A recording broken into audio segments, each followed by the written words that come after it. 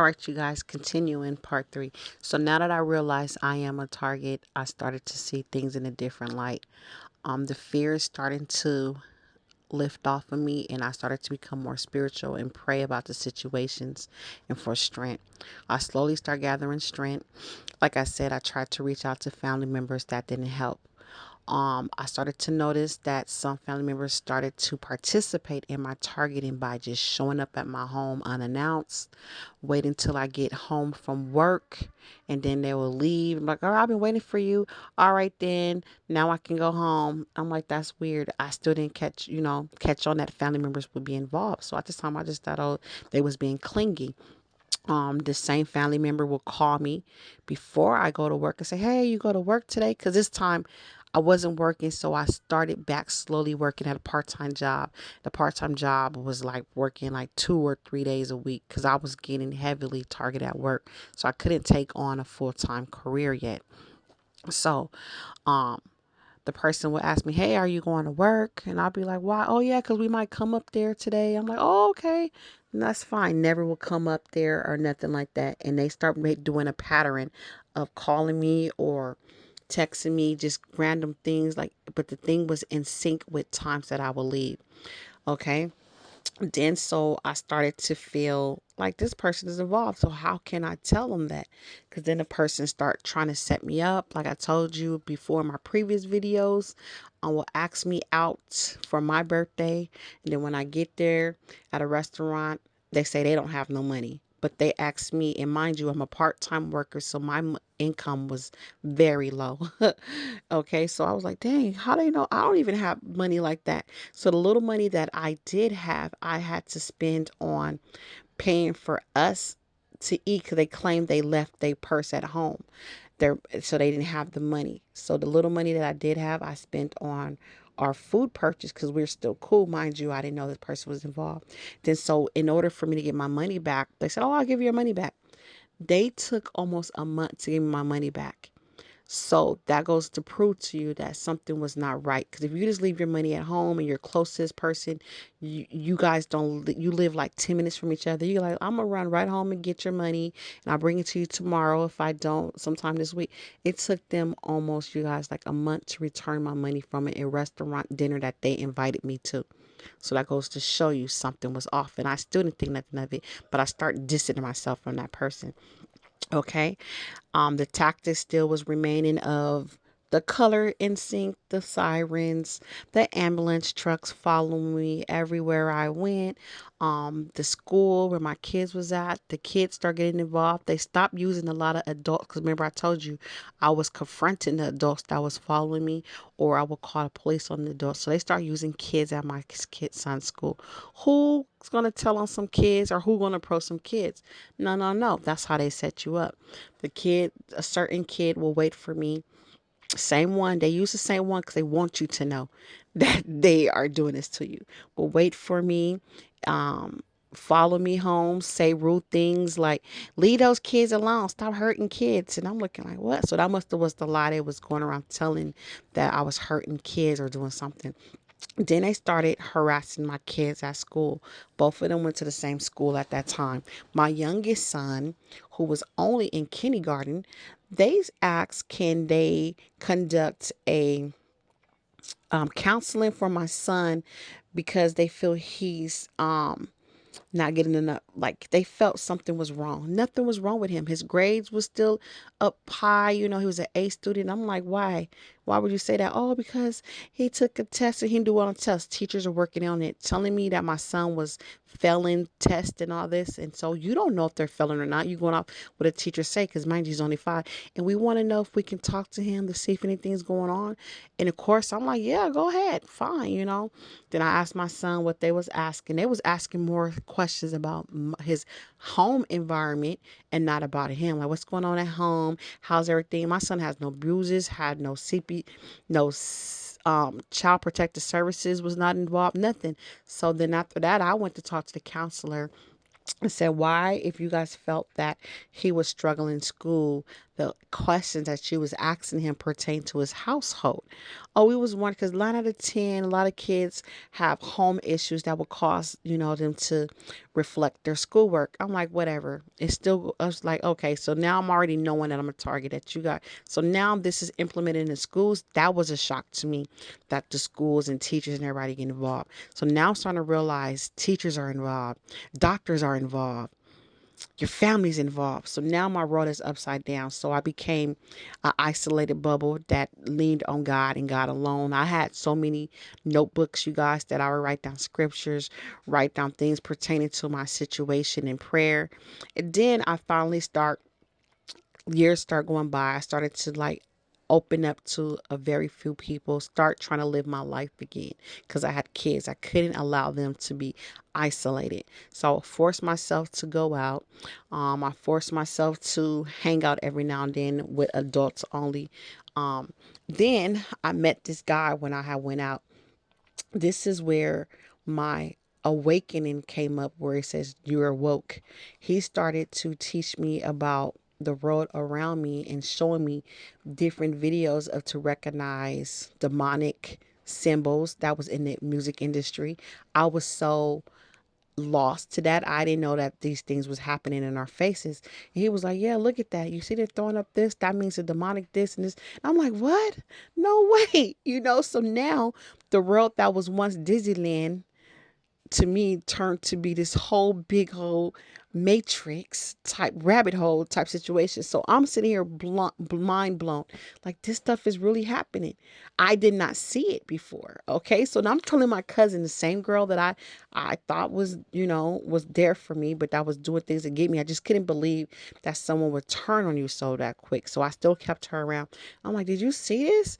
Did you know that these are demonic symbols? Did you know that? And I'm start researching stuff, and more stuff are coming in my stream on YouTube. When I start researching this stuff, it had me up at night, you guys, losing sleep. I was in the fear, shock, like the devil is real. I know the devil is real, but no, the devil is real, real. He has real entity. He has real advocates out here helping him do his work on earth. So I started noticing things like that. On top of that, that what made me stronger in the environment I was in, because I said, okay, the world I'm surrounded by is an attack.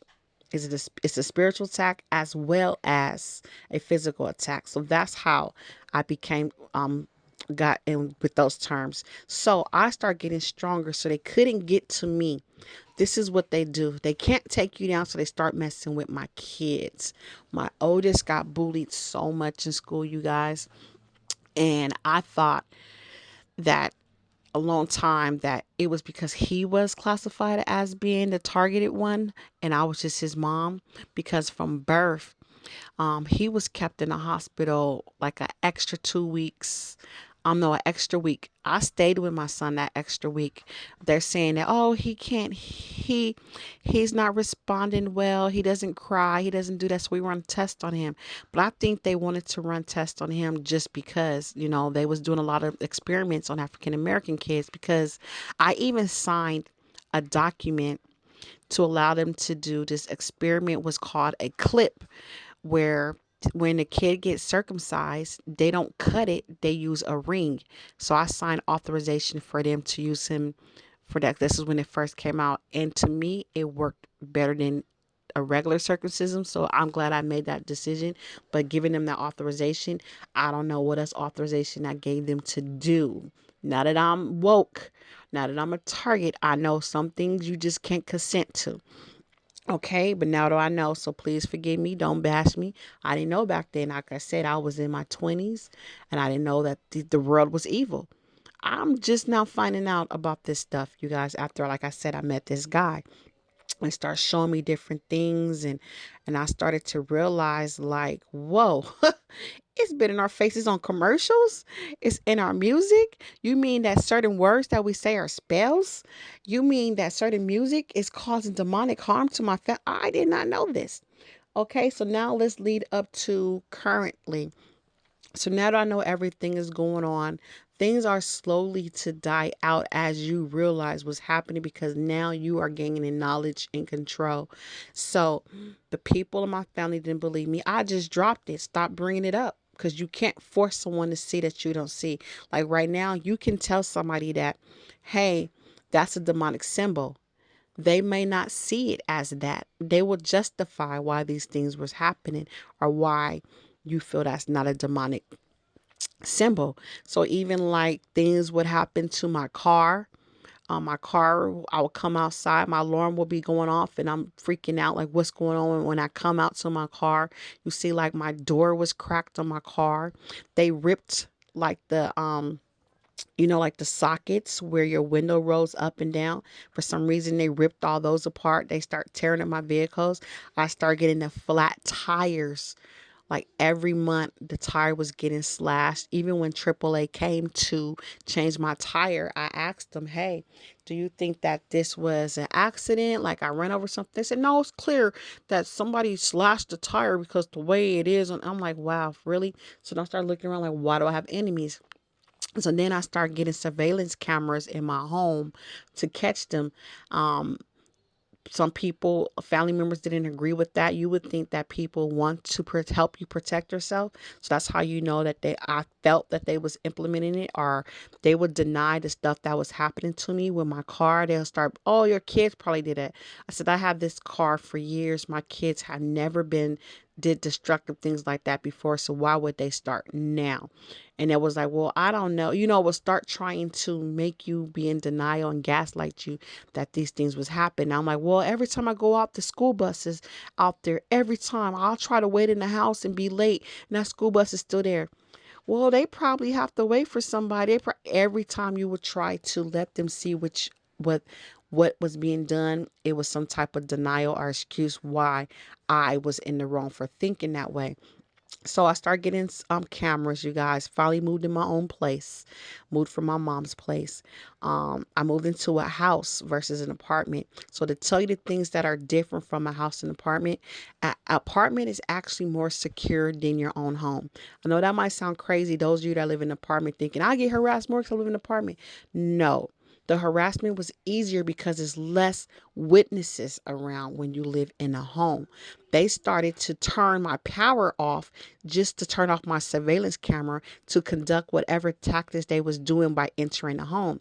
When you have an apartment house surveillance cameras, it's harder for them to turn off your power, which turns off your surveillance cameras. Because I even had an alarm system on my home that I put in.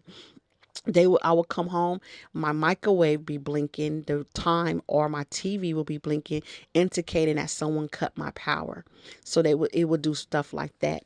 Um, and then the neighbors, I guess, would be silenced. They wouldn't. The neighbors would harass me when I was in my home too, with the mirroring and coming outside, coming in, coming outside. Okay, and more stuff got done to my car and my vandalism, because when you're in a home is less people to be around.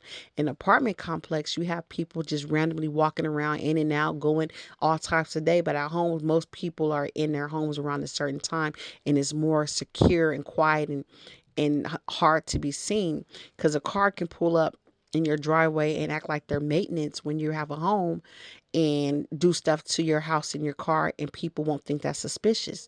But in an apartment complex, maintenance have a certain time frame. So like if it's after 8 o'clock and you going out to dinner, you can't have a maintenance man walk in your house, your neighbor, and you ask your neighbor, hey, is somebody coming to my house?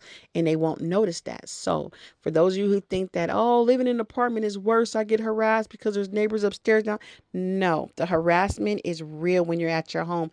Okay. I used to have my neighbor blasting his radio loud. The neighbors in the apartment still blast music and all that, but guess what? The rules are more stricter in an apartment complex, because you have people that are not involved, and so the landlords can say, hey, you know what, you're a disruption to everybody else. When they're trying to target you with the loud ramming of the car and the loud music playing, because there's other neighbors in the apartment that's so close to you, they will complain before you complain. So you just sit there and watch and let them do the complaining.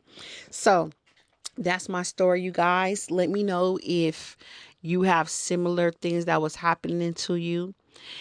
If I forgot anything, I will come back and tell you, but the things was happening. It starts with the color, from the horns, from the sirens, from the following, from the letting you know you're following, from the breaking and entry, from messing with the family, from job appointments, from messing with my bank account. My bank account got hacked so many times. They would drain everything in my account so that I wouldn't have any money to pay my bills. So I started getting behind and messing up my credit. I was denied access for like I had AAA. They will double pay, take money out of my account when I had auto pay. And then I had to say, hey, why are you guys taking money? Take me off of auto. You ask them to take you off of auto pay. They wouldn't do it, so I had to just cancel the services. I would go get gas. They would make it seem like my card declined, and I'm like, now go back in the car and say, hey, my card is working. Why does it decline? Oh, I don't know. Like, give you try to embarrass you in front of people like that. Um, what else? Go to food places. They mess up your food. So that's why I limited on going out. I refuse to try to go out to all these fast food places. One time I ordered a hamburger. I get home. They didn't put the burger on the bread. It was just a piece of bread. It would be stuff like that. I don't have people wear the same outfits I had on, repeat private conversation, text message me private conversations, and all the above.